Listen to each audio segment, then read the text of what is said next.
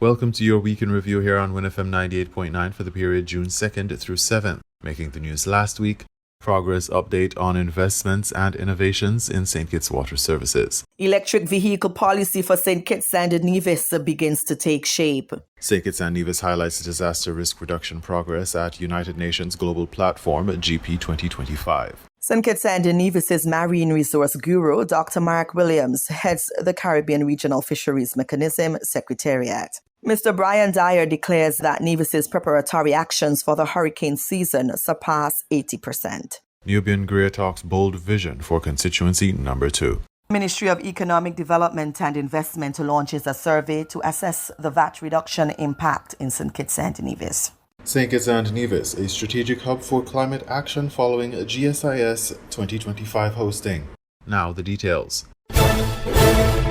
On June 5th, 2025, the Ministry of Public Infrastructure, Energy Utilities, Domestic Transport, ICT and Posts held an extensive progress update press briefing, shedding light on significant developments and achievements across various ministries. Notably, the Water Services Department announced that it has embarked on the most significant investment in the nation's water sector in its history, marked by a 400% increase in budgetary allocation. This surge in investment translates into critical projects designed to address long-standing water supply challenges across the Federation. The flagship undertaking is the construction of the 2 million gallon per day Bastia desalination plant, a project that is advancing swiftly and is slated to provide a more reliable potable water supply to the Bastia region and beyond. Complementing this initiative is the development of the Keon well, the construction of new storage tanks and extensive pipeline upgrades aimed at improving water distribution across multiple community efforts. In addition to these, the Water Services Department is actively pursuing innovative approaches to water security through a semi-airborne geophysical survey with drone mapping, strategically mapping underground aquifers to pinpoint new groundwater sources. Plans are underway to drill up to 10 additional wells to alleviate shortages in targeted areas. Moreover, the U.S. $40 million Green Climate Fund GCF Trans Water Project represents another cornerstone effort focused on enhancing the Federation's climate resilience and sustainable water management. Cromwell Williams, head of the Water Services Department, highlighted both the progress made and the challenges that remain. So 2025 thus far has seen us beginning to turn the corner in terms of improving the reliability of our water supply. Thanks to Almighty God for providing the rain, because we must acknowledge that without rain, we cannot provide a sustainable and reliable water service. Williams highlighted the paradox of what might be considered one of the wettest dry seasons in years, emphasizing nature's vital role in the water supply chain. He candidly acknowledged the complexity of the water shortage issue. I must stress that it took years for us to fall into the unfortunate situation in which we find ourselves, where we have a current water shortage. Our supply is not adequate to meet our demand, but that didn't happen overnight. And I say that because just as it didn't happen overnight, it cannot be solved overnight. It will take time.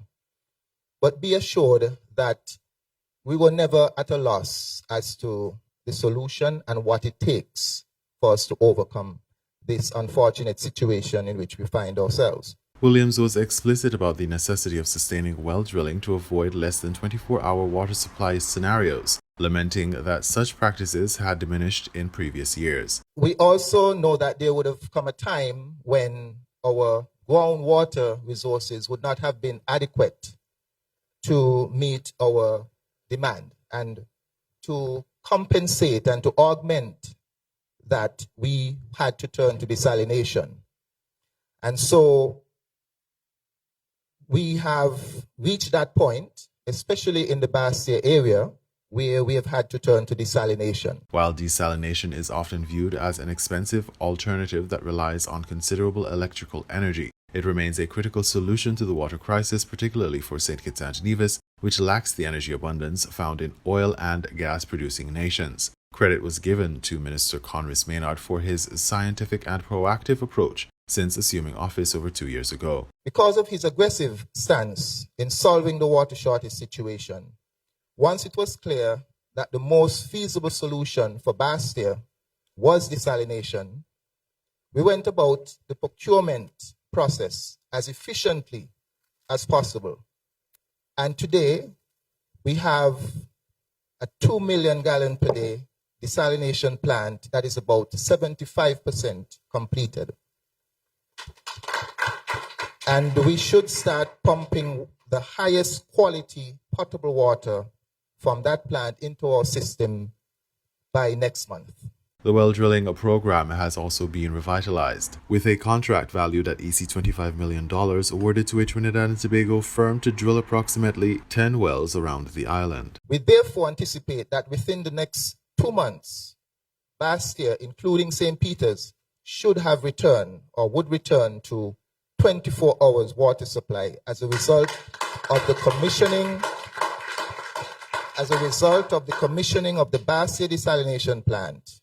And by the end of this year, some of the rural communities will also be returned to 24 hours water supply due to the construction of new wells. In reflecting, he cautioned on infrastructure timelines. We would like to do it in 6 months or a year, but let's be realistic. It takes time to build a house. It takes time to build public infrastructure. But we are pushing as fast and as efficiently as we can. So it takes time because when we drill the wells, of course, these wells are over 500 feet on average. The Keon well was 585 feet. And it does take time to drill a well and to install all the equipment that is necessary, along with the pipeline to connect that well to wherever the reservoir is, and hence to bring the water to your community. When invited to update on the desalination plant's progress, Williams confirmed that the project, which commenced ground construction in December 2024 after contract signing in July, is about 75% complete. It should be completed, substantially completed by next month, July, which means that we begin to test the water and so on into our system by as early as next month. Barring any unforeseen circumstances. He disclosed that the cost of the project is approximately $50 million, noting additional expenses, including pipeline installation connecting the plant to the reservoir. These installations are currently underway, conducted by the Water Services Department in-house team. Minister Maynard took the opportunity to discuss the energy implications, acknowledging the challenges inherent in desalination. One of the challenges, of course, with desalination is it's energy intensive, and energy, of course, is costly. It's costly for us to produce here in St. Kitts and Nevis, depending on fossil fuels. He explained that the plant includes backup, independent energy generation in case the local power company, Skelec, faces production shortfalls. The electrical demand for the plant is estimated to be between 1 and 2 megawatts, which constitutes nearly 10% of the country's total usual power usage, ranging from 25 to 28 megawatts. Minister Maynard also highlighted the ongoing upgrades at Skelec to support the additional load and efforts to incorporate renewable energy sources to reduce operational costs. Skelec will also update you on the progress being made to attract renewable energy, which is much more cost effective. And that is also going to be critical to ensure that the cost to operate the desal plant is reduced when green energy is able to come onto the grid. Regarding the focus on drilling well locations, Assistant Water Engineer Landrith Mikhail Isaac identified approximately 10 to 12 targeted areas, predominantly located just beyond Keon, extending counterclockwise towards challengers, including Sadler's, St. Paul's, and Newton Ground areas historically prone to water challenges. The immediate focus areas includes Bastia or St. Peter's, where short-term rectifications are underway. We want to have a full scope and attack the whole island so everybody can return to 24-hour service. Minister Maynard elaborated on the rationale for targeting the northwestern side of St. Kitts and Nevis, which receives most of the island's rainfall. Anticipating frequent questions from residents puzzled by daily rain yet limited water supply, he clarified, Well, if it's raining every day, we hardly see any runoff going to the sea when it's regular rain. That water is going somewhere. It is being captured in a reservoir underneath our feet. And this is what this exercise is to do, to find where that water is being captured so that we can bring it to the surface. The minister estimated that about 40% of the groundwater has been developed, with plans to explore the remaining 50 to 60% in due course. On water conservation, an essential pillar in water management, Williams was unequivocal. Conservation is something that I have said recently. It is, when I address the GCIS forum here, it is not an option for us, meaning it's not optional, it is mandatory. He emphasized the limited impact of rainwater on a small island and explained how most rainfall is absorbed into the ground, thereby replenishing groundwater sources. When you go around St. Kitts, you don't see rivers flowing continuously to the sea. Yes, when it rains really heavy in a short time, of course, the ground is not able to absorb all of that water in that short period, so some will flow off to the sea. But that is intermittent. That happens a few times per year. But for the 90% of the time, when the rain falls, it soaks into the ground and it becomes groundwater, which we can exploit. So conservation is important. We have limited water on a small island. We have to use it wisely. Williams recognized cultural challenges as a significant barrier to embracing water conservation, noting widespread resistance to acknowledging the country's national status as a water-scarce nation. We have to begin in our minds. St. Kitts, we do not have a lot of water, and that will then transcend into how we use it. Minister Maynard added a pragmatic perspective, pointing out that some governments in the Caribbean have resorted to mandates to protect limited water resources. You cannot wash your vehicle with a running hose. You cannot do a whole number of things in order to preserve the water resource that they have. St. Kitts and Nevis has not yet implemented such mandates, and the minister urged citizens to form a partnership. I am asking for us to have a partnership in this. I'm asking those who are listening, all of us who use water, let's partner on this. Don't force us, the government, to have to mandate behavior. Don't make us have to, and our laws allow for that. The Water Services Board, the Water Board, etc., has the mandate to advise the government to take decisive action to restrict the use of water. Please don't allow us to have to do that. I'm asking you to partner with us. The government is doing its role. We have spent the most money ever in the history in a short period of time on water development.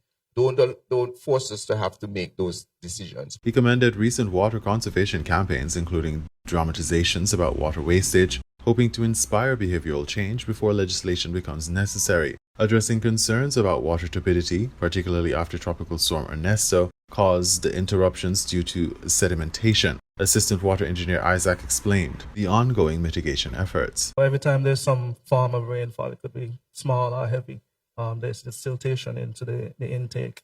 And so every time that happens, we have to flush the line, which means the water interruption during that line. He described a two-pronged approach, supplementing affected areas with water from alternative sources and installing a filtration system to reduce silt intrusion. Minister Maynard highlighted the direct link between climate change and these challenges, recalling visits to landslide sites caused by intense rain events stemming from climate variability. That is a direct result of climate change, and we cannot understate its impact and how it is forcing us to have to now adapt in the face of these challenges. Lastly, on the modernization of water system management, Isaac explained the pilot implementation of the Supervisory Control and Data Acquisition SCADA system. So SCADA, SCADA, which is short for Supervisory Control and Data Acquisition.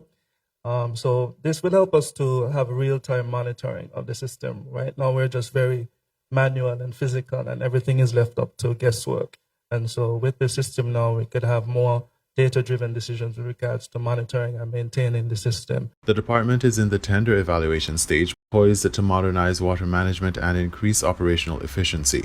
The comprehensive update provided by the ministry reaffirms a committed and multifaceted approach to addressing the water challenges facing St. Kitts and Nevis, blending infrastructure development, scientific innovation, conservation education, and climate adaptation to secure a sustainable water future for the Federation.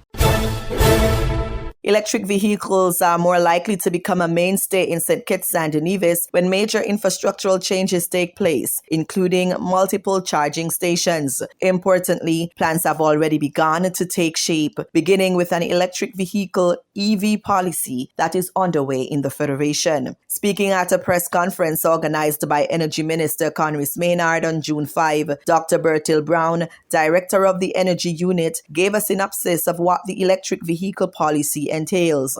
Other than the need for charging stations, incentives to offset the upfront cost of electric vehicles and improvements to the Federation's electricity grid were also factored in. WINN is an electric vehicle policy, and that policy would outline the government vision with respect to the adoption of electric vehicles in the Federation.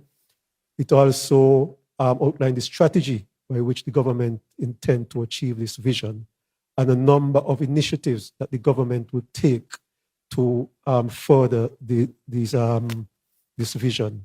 For example, one is incentives on electric vehicles. Electric vehicles, the upfront cost is much higher than the internal combustion vehicles that we drive, but the maintenance is much less. And over the life of the vehicle, it's less expensive, but still most people will struggle for the upfront cost. And so we are looking at ways to reduce that upfront cost.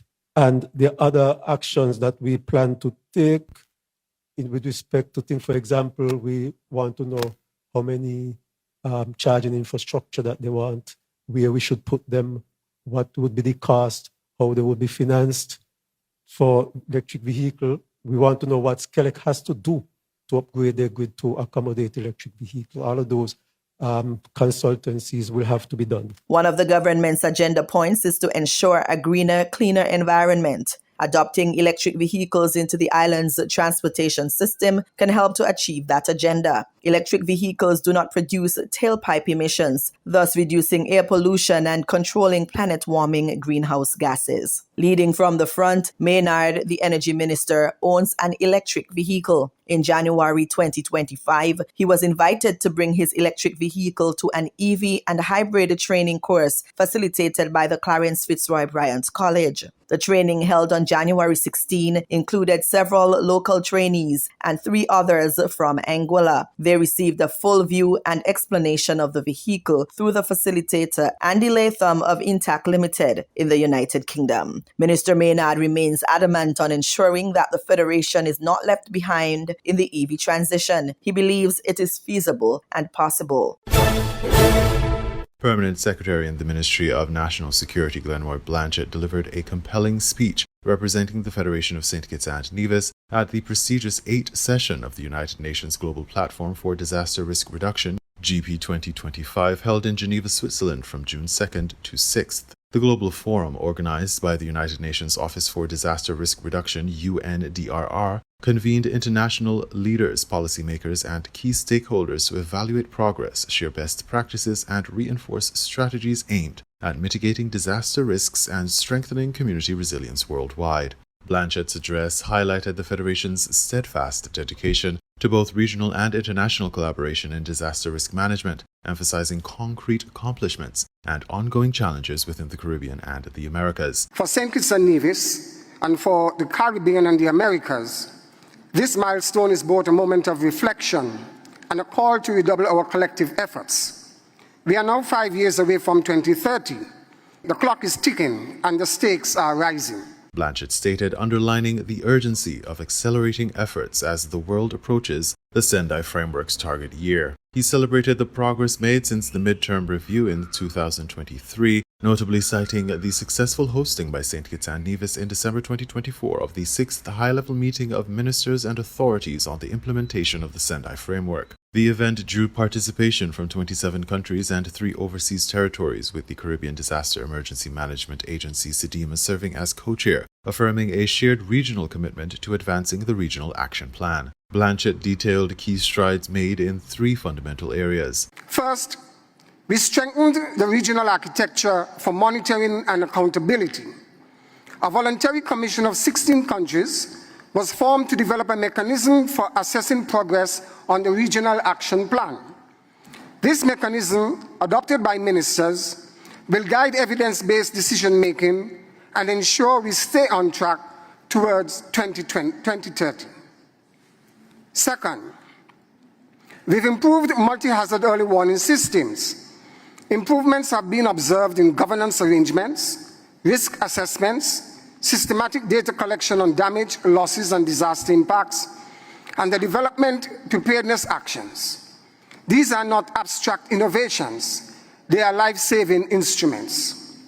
Third, significant progress has been achieved in coordinating disaster risk reduction activities across different levels of government and non-government actors, as well as linking DRR plans to the Sustainable Development Goals and the Paris Agreement.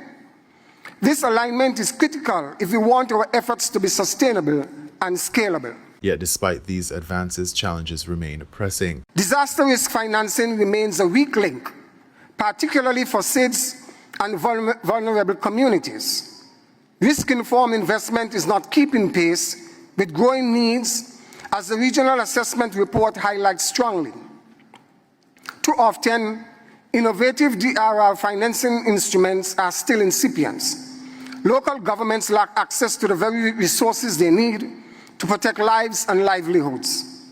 And while early warning systems have expanded, they are still far from universal. Looking ahead, the Permanent Secretary outlined 6 priority areas essential to advancing disaster resilience in the region. These include enhancing risk knowledge to inform investments, universalizing multi-hazard early warning systems, investing in resilient infrastructure and housing, strengthening capacities and financial readiness for resilient recovery, reinforcing the role of local government and bolstering the resilience of small island developing states, SIDS. Blanchett also shared 3 transformative game changers derived from regional experience. First, CDIMA-CDM strategy and the Antigua and Barbuda agenda for SIDS. These are homegrown, locally led mechanisms that drive implementation on the ground.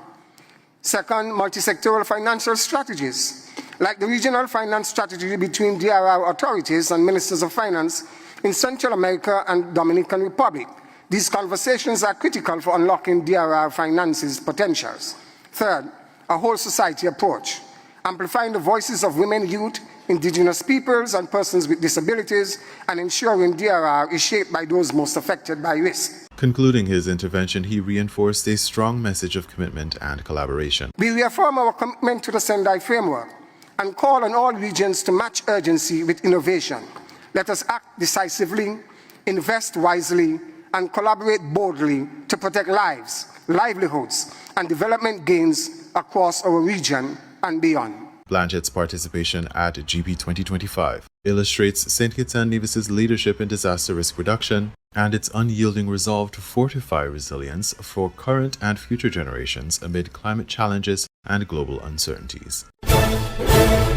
St. Kitts native Dr. Mark Williams is forging the way forward for the sustainable development of the Caribbean's aquatic resources through his new role as Executive Director of the Caribbean Regional Fisheries Mechanism Secretariat. The Caribbean Regional Fisheries Mechanism Secretariat serves 17 member states, with secretariats based in Belize and St. Vincent and the Grenadines. A former director in the Ministry of Marine Resources and a former political candidate for the People's Labour Party in Constituency 6, St. Kitts, Dr. Mark Williams was appointed on Monday, June 2, 2025. Considering the unprecedented adverse climate impacts that are increasingly threatening the sustainability and resilience of aquaculture and fisheries systems in the region, Williams' role as Executive Director of the distinguished organization involves providing technical, consultative, and advisory services to member states in the development, assessment, management, and conservation of marine and other aquatic resources, whilst also spearheading bilateral and international engagements on behalf of the region's fisheries and aquaculture sector. Aquaculture and fisheries are critical food and nutrition resources globally. From Monday, June 9 to Friday, June 13, 2025, 2025, Dr. Williams will represent the Caribbean Regional Fisheries Mechanism at a United Nations Ocean Conference in Nice, France. There, Williams is expected to fully address and defend the Caribbean's interests, understanding the potential impacts of climate change, plastic pollution, and other factors on the fisheries sector of the Caribbean region. The guiding theme of the conference is accelerating action and mobilizing all actors to conserve and sustainably use the ocean. Meanwhile, Williams was also invited by the government of Antigua and Barbuda to deliver a keynote presentation on Monday, June 9, entitled Blueprints for the Future, Marine Spatial Planning, Financing, Ocean Data-Driven Decision-Making, and Global Cooperation. The Nevis Disaster Management Committee convened for a meeting on Monday, June 2, 2025, chaired by the Minister with responsibility for disaster management on Nevis, Mr. Spencer Brand. The participating groups involved subcommittees, government departments, private agencies, and non-governmental organizations. Director of the Nevis Disaster Management Department, Mr. Brian Dyer, told WINN FM on June 2 that Nevis is ready for the hurricane season. He stated that a comprehensive report on the preparedness efforts for the 2025 Atlantic hurricane season was shared by the department and stakeholders, indicating a proactive approach to disaster risk reduction and mitigation. The representation was very good from the cross-section, the emergency response agencies, NGOs, and persons who support the response mechanism. They came out in the numbers and all reported that the preparatory actions were above 80%, so we look forward to that translate in the response and recovery efforts if we are ever to be started. Considering early predictions by forecasters that the 2025 transatlantic hurricane season will be erratic, Dyer informed that the Disaster Management Department has made significant progress in preparing a network of shelters across the 5 districts of Nevis. Hurricane shelters were inspected and the list was published. We also had stocked some of the shelters already. There one shelter that's still undergoing some minor renovation works, and that is expected to be completed before the end of the month, and especially before we go into the peak of the hurricane season. So we are well on the way in regards to our preparedness. Across Nevis, agreements have been made to utilize community centers as evacuation shelters if that becomes necessary. The reasons are clear. Community centers are in almost every community. They are considered safe public spaces that can accommodate large gatherings. An exclusive shelter managers meeting was held on Tuesday, June 3, 2025 at 9 a.m. with Mr. Spencer Brand to address preparations for the 2025 Atlantic hurricane season. The shelter managers from each parish had an opportunity to discuss emergency shelter readiness and current management concerns. The St. Kitts Shelter Management Committee also participated in the meeting. The designated shelters in Nevis are Girl Guides Headquarters, St. Paul's Parish, Albertha Payne Community Centre and Pond Hill Community Centre, St. John's Parish, Ebenezer Church of God and Charles Walters Community Centre in St. George's Parish, Butler's Community Centre and Franklin Brown Community Centre in St. James's Parish, Cotton Ground Community Centre, Jessup Community Centre and Barnscott Community Centre, St. Thomas's Parish. Following the People's Action Movement's 59th annual convention on Sunday, June 1st, PAM hosted a press conference where Nubian Griot outlined a candid and stirring vision for constituency number 2, centering on addressing deep-rooted community challenges and reviving hope for Central Bastille. Nubian Griot lays bare constituency 2's struggle and urgency for renewal. In constituency number 2, we are plagued with a bit more than the other constituencies.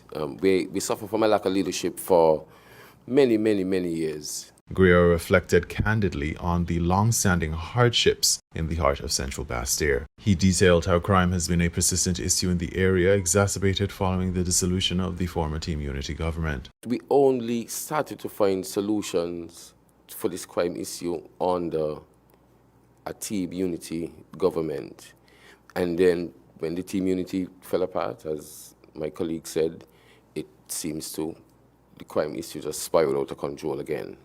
And it has fragmented our communities, our school. The Irish Town Primary School is less than what it was in the past. He recalled the once strong community institutions now diminished under years of neglect and fractured leadership. He urged a return and reform of the peace program. I was a part of that the system that dealt with the peace program and saw the benefits of what the peace program can offer. And that is one of the things that we have to bring back on stream. The peace program was not a perfect program. It had its flaws, and in hindsight, you could look back and see what they are, and in moving forward, find corrective solutions to what the downside of what is dubbed as the peace program, and trying to find those meaningful solutions so that we can deal with crime from the root and not put a plaster on it, and eradicate those sort of criminal activities in our community. Emphasizing the interconnectedness of social issues, Griot said that education and opportunity remain vital yet overlooked areas. When you look at McKnight, or even in Central Bastia, we probably have the least amount of professionals coming out of Central Bastia because of what the stigma that is placed on our community. The young people face restricted freedoms and a pervasive negative stigma that confines their potential. You can't play outside anymore. You can't have fun outside anymore. You have to lock down early. It's a mess. Housing also remains a glaring concern. Griot proposed the need for a comprehensive long-term housing strategy. Housing is also a big issue in our community. We need to find a permanent solution for housing for the residents of Central Bastia. And to date, we have not found that solution. I believe that it's an easy solution. We need like a 50-year plan for our community. We need to do some restructuring of our community, putting in better road, better infrastructure, and finding better housing solutions. He expressed frustration over dilapidated community facilities, including sporting venues. We have sporting facilities, and they are under-maintained, running down, can't even use them properly. I'm the president of the Garden Hotspurs Football Club. We need lighting down there. The minister knows that, the government knows that, and we have not had any solution to that problem for quite a number of years. The facilities run down, it's used by the school, and we can't get any movement, any forward movement with it. Turning to employment challenges, Griot sharply criticized the excuses often given for youth underemployment, stressing missed opportunities. We have a serious problem with underemployment and unemployment in Central Bastia. You just normally hear people say, "Oh, young people don't like work," but you don't give them opportunities. They don't get any real meaningful opportunities. All the youths from between 15 to whatever age, the best they could do is put you on the step or put you on parks and beaches, and you walk around cleaning the area. No, nothing is wrong with keeping the area clean. But what I find to be disrespectful is that the only thing that we're good for is to clean grass and clean drain. Griot proposed opening pathways to entrepreneurship and skills development in agriculture and technology. How about we go and offer them scholarships? How about we give them more training? How about we set aside, we say, look, you cutting grass on the side of the road every day and use a talented footballer. Come, we can put you in the park from 8 in the morning to about 1 o'clock in the afternoon. And you get your same pep money, but we have you there training. So when national games come up, you could be more than ready. He emphasized the need to empower young people to seize opportunities beyond menial tasks, thereby breaking the cycle of poverty and stagnation. Reflecting on his motivations for entering politics, Griot said, And that is one of the main reasons why I entered into politics, because I had no political ambitions, none whatsoever. But the love for people, and the love to see people strive, the love for people to feel good in your heart, actually lie down and smile. But I just make his life different. I just improve his circumstances. And that is why I'm here.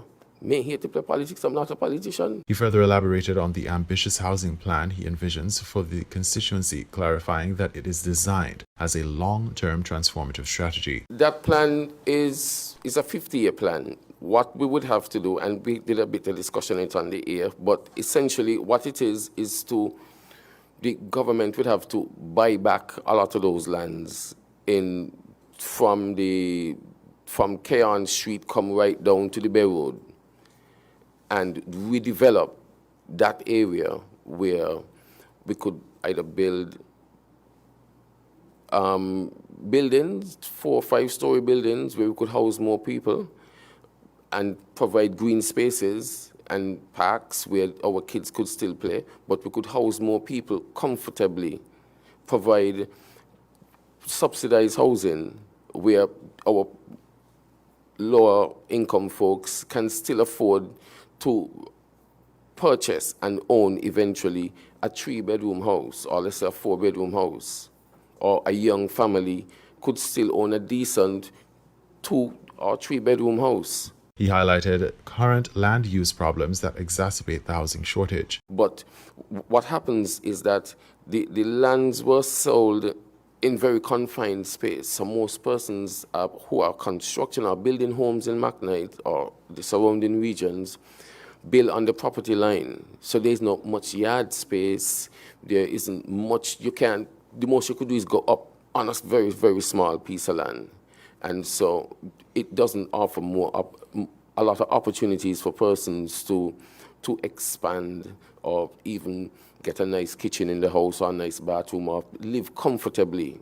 It provides a sanitation problem. Griot also brought attention to the issue of abandoned properties that affect the quality of life and health standards in the area. We have a lot of abandoned lots down there that we need to put policies in place on how to deal with it.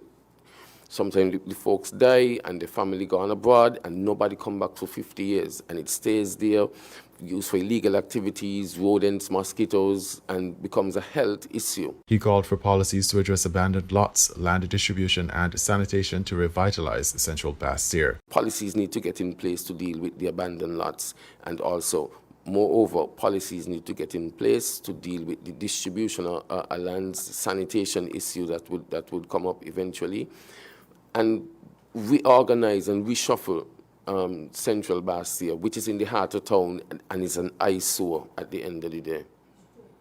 Also for Newtown, I believe Newtown have a lot of that, but I won't speak on that. As St. Kitts and Nevis approaches a new electoral cycle, the PAM Convention and Nubian Greer's address underscore a renewal of commitment to tackling critical issues in constituency number 2 with an eye towards sustainable solutions rooted in leadership, community, and opportunity. The full scope of these visions and initiatives will soon face the test of the polls as PAM positions itself to lead with legacy and resilience in the years ahead.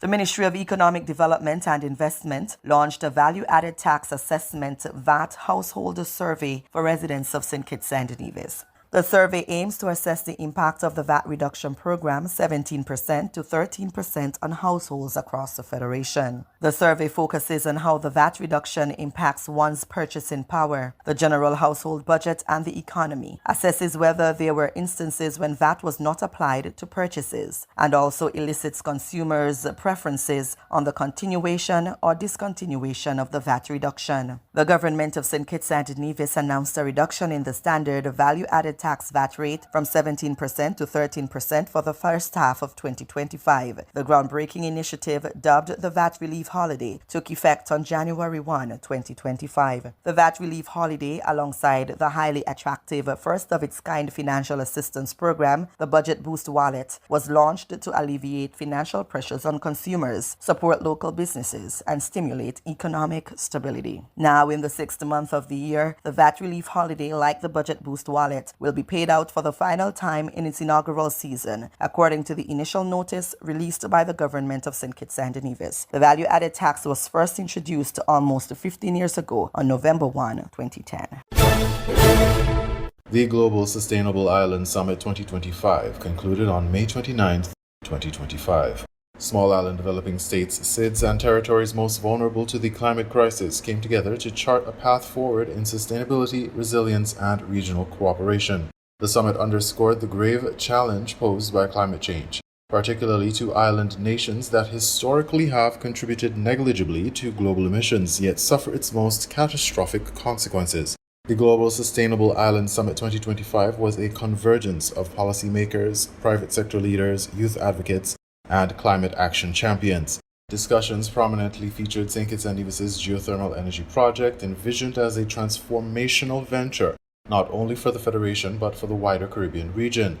Delegates explored innovative and sustainable solutions to the unique climate challenge faced by islands, emphasizing the importance of collaboration and knowledge sharing across borders. The Prime Minister of St. Kitts and Nevis, the Honourable Dr. Terence Drew, took the opportunity on the summit's sidelines to meet with Dr. Antonio Cameron Baez, President of the University of St. Martin. They discussed opportunities to deepen collaboration between USM and the Clarence Fitzroy Bryant College, CFBC, with a focus on training, research, and cultural exchange. These talks reinforced the principle that sustainability efforts transcend environmental and economic concerns. They must also nurture education and cross-island partnerships to build resilient human capital. A persistent theme throughout the summit was the necessity for a comprehensive governance ecosystem to foster climate innovation. It was broadly acknowledged that climate action in island states demands integrated efforts spanning government sectors, private industry, and civil society with clear metrics to measure progress. The Honourable Dr. Joel Clark, Minister of Sustainable Development, Environment, Climate Action, and Constituency Empowerment, highlighted the power of regional unity. In an interview with the Government Information Service of St. Eustatius, during the summit, Minister Clark said, sharing stories with some of our neighbors, St. Eustatius, for example, and their brilliant work in climate resilient infrastructure. And if we didn't have this summit, I don't think we would have spoken. We now have an opportunity to talk not just with our neighbors, St. Eustatius, but with the Maldives and the Marshall Islands and Hawaii. And we can share knowledge, share experiences, share resources, and perhaps work towards a regional framework for climate resilience and sustainability. I'm very proud as the Minister of Environment, the government of St. Kitts and Nevis, our Prime Minister, the Honourable Dr. Terence Drew. We are satisfied that we have met our primary goal of convening with a purpose. The next Global Sustainable Island Summit is scheduled for 2026 in Gran Canaria. Raul Garcia Brink, climate counselor at the Cabildo of Gran Canaria, revealed the island's strategic role as a bridge between Europe, Africa, and the Americas, providing a unique setting for advancing sustainability among island communities worldwide. Why Gran Canaria? Because we represent something unique. We are part of the Macaronesia, a biogeographic region that also includes the Canary Islands, Madeira, the Azores, and Cape Verde. For too long, Macaronesia has been underrepresented in global island conversations, despite our rich biodiversity, our renewable energy innovations, and our strategic position as a bridge between Europe, Africa, and the Americas. Gran Canaria has been pioneering sustainable tourism models, advancing renewable energy integration, and developing innovative approaches to climate adaptation and water management in arid island environments. For example, we are developing Salto de Chira, a 200 megawatts pumped storage hydroelectric plant, the largest island energy storage infrastructure in the world. We also have nearly a dozen battery storage projects currently under tender to support our transition to a resilient 100% renewable energy system.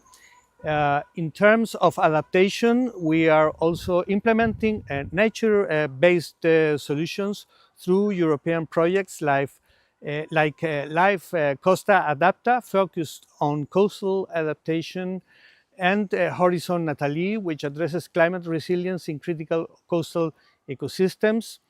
In addition, we are exploring the island's untapped geothermal potential through a project to assess the viability of deep geothermal energy, which could provide a stable, zero-emissions baseload for the future. But more importantly, hosting a global sustainable island summit gives us the opportunity to showcase not just our innovations, but to create a gathering point for the entire Macaronesian region, bringing together voices from across our scattered but connected island communities with islands from around the world. Gran Canaria is committed to delivering an edition of the Global Sustainable Island Summit that will highlight our region's unique contributions while continuing the tradition of meaningful collaboration this event has established. The legacy of the Global Sustainable Island Summit 2025, alongside the readiness efforts underway, signals a federation resolute in meeting the climate challenges head-on, forging a resilient future for its people and the wider Caribbean community. You are listening to the Week in Review here on WINN FM 98.9. Thank you for listening and have a productive week.